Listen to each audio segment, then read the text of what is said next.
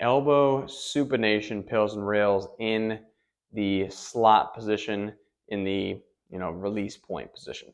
If you just watched the pronation video, or if you haven't yet, I recommend doing that first because I'm going to feed off of that for this position. Same setup, except when I did pronation, I was here in a pronated position for my elbow, and I had the pole on the inside of the rack. Okay, and that's how I was able to do the PAILS and rails, both supinating and pronating. Since we're flipping it and we're going into supination, now it needs to be on the opposite side. So this is where, if you're doing it in a door frame, for example, you might have to switch sides of the door frame that you're doing it on so that the pole can be on the correct side. Because right now what I'm doing is I'm pulling myself into some supination here while I'm in my slot position. Same thing as usual, PAIL and rail. I hold for 2 minutes right here. When I begin my contraction, my PAILS is trying to pronate out of this.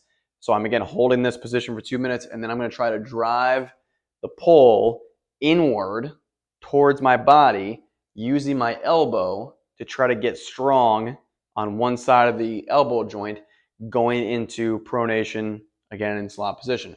Then my rails is to essentially supinate more. And let's say I do that a lot. So right now I can get a lot more supination there. Great. Now I get back a little bit closer to the rack there. Now I'm in a slightly deeper supination position, like so. I can even have this hand up here kind of twisting me into a deeper stretch. That's also another option to do if you don't have something to hold against. I can just get myself up here with this long of a pole, and I can pull myself into a little bit of supination, provided my whole hand can stay attached to it, essentially.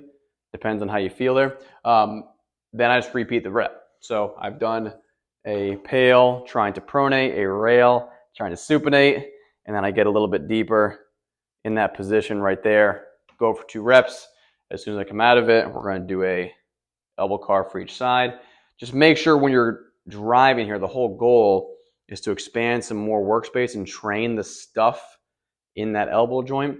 So once we're doing that, or while we're doing that, I got to make sure that all the focus is here on that rotation and not just pushing it in, pulling it out, because that's working some different stuff. I want to work that rotation first of the elbow joint, and then afterwards, if we need to get the surrounding structures stronger, we do that through some regular basic old arm work, some weighted car work, or some passive range holds or liftoffs.